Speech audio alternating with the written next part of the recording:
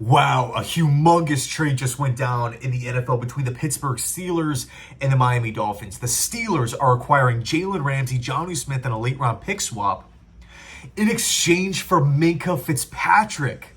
And again, a late round pick swap going back to Miami. A lot to unpack here. Let's talk about it from Pittsburgh's perspective.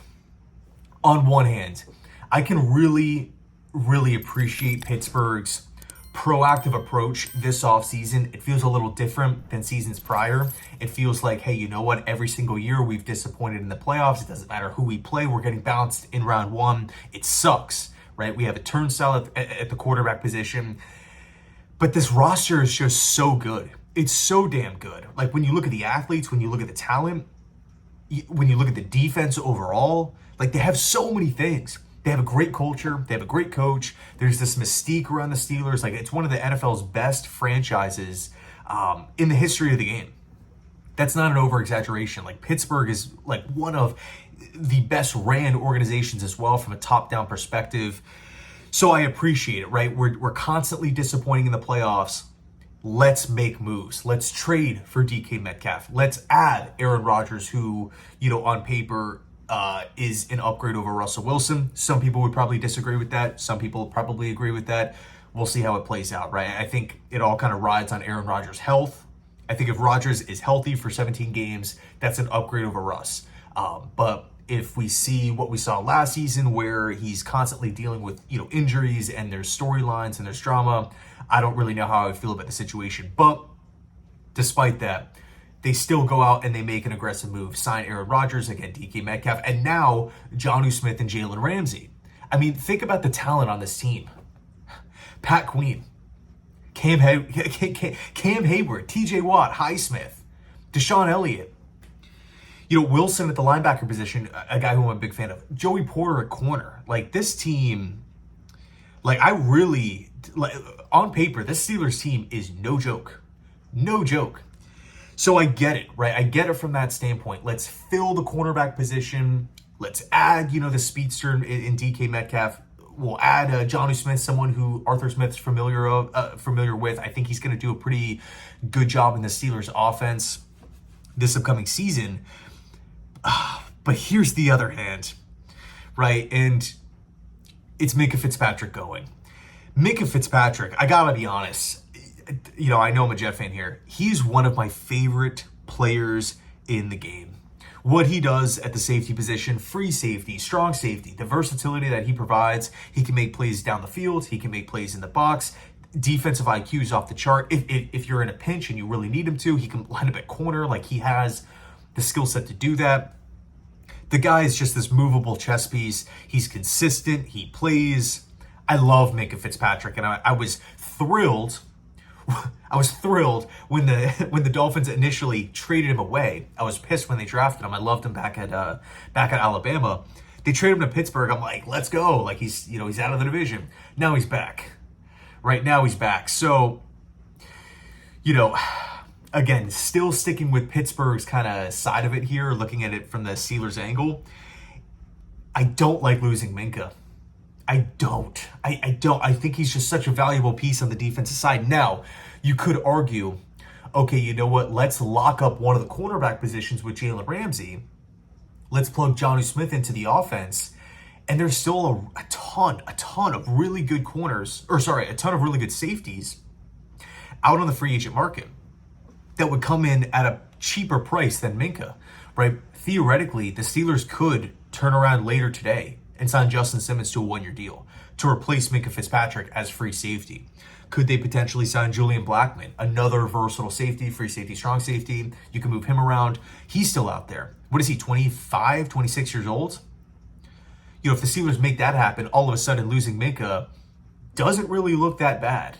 I think Minkah is obviously the better player compared to both of those guys, but, if you can slightly downgrade at safety while also upgrading at tight end and corner, I do think that potentially makes sense.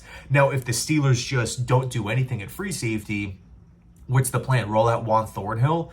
I don't know how I would feel about that if I'm a Pittsburgh fan, just being honest. So interesting move to sit. By the way, Jalen Ramsey is going to be making, I think, $25 or $26 million this upcoming season. That is a ton. I feel like at this stage in Ramsey's career, But again, we'll see how it plays out. Let's look at it from the Miami Dolphins side. Now, again, Minkah coming in the building, like that's going to be a huge boost for Anthony Weaver's defense. 3-4, he's going to fit in beautifully, right? Minkah Fitzpatrick's, one of the most versatile players in football. You kind of feel like he can play in any scheme with any defensive coordinator, any style of defense. Minkah can find his role pretty easily. And, I know I'm high on Minkah. I don't want to make it sound like he's by far the best safety in football or something like that. He's just always been one of my favorite guys. And if you look at the Dolphins offseason, bit of a weird one. Are they all in? Are they rebuilding? Doesn't really feel like they're kind of doing either. It kind of feels like more so retool. Let's get out from under some of these bigger contracts with some of these older players. Terran Armstead retiring and whatnot. And if you look at the Dolphins draft, you kind of feel like it's a mix between players that are going to help long-term, guys that have a lot of room to grow, but also guys that could slate in literally this season as starters. Kenneth Grant, manning that middle of the 3-4 defense.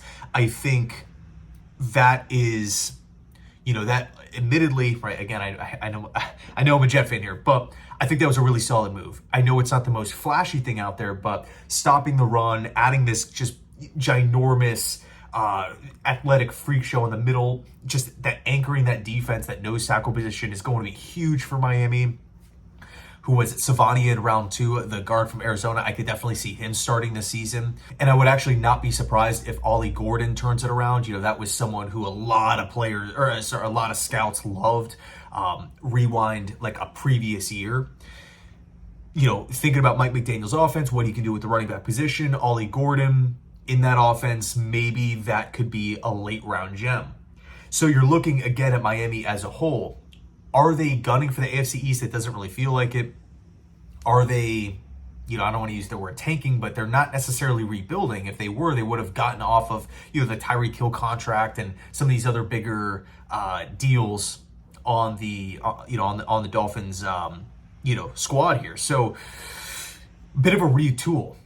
And I got to say, if you just, objectively speaking, what the Miami Dolphins just did, they got rid of a player that didn't want to be there. They got rid of a huge deal, like $26 million is $26 million.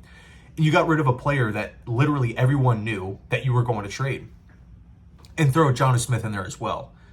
But the return was one of the best safeties in football. This team lost Javon Holland in free agency. Now you're getting Minkah Fitzpatrick. You're upgrading at the safety position by a humongous margin. And what did you pay for that? You traded away a guy who was, again, expensive, old, disgruntled, and didn't want to be there. And everyone knew that you were going to trade him.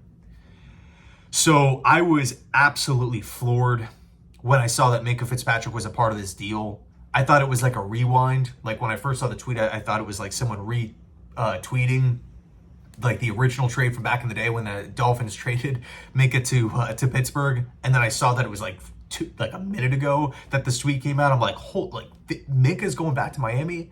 So crazy stuff here. Late June, early in the week. Wow. Absolutely crazy. Let me know your thoughts down below in the comment section. Thanks so much for watching. And as always, but I will say I feel better about this deal from the Dolphins side of it. I don't necessarily think there's like a winner and a loser here. It kind of feels like both teams got what they wanted. So maybe two winners in a sense, but I got to be honest. I think the Dolphins side of it, like they really came out well in my opinion. So anyway, thanks so much. And as always, go Jets.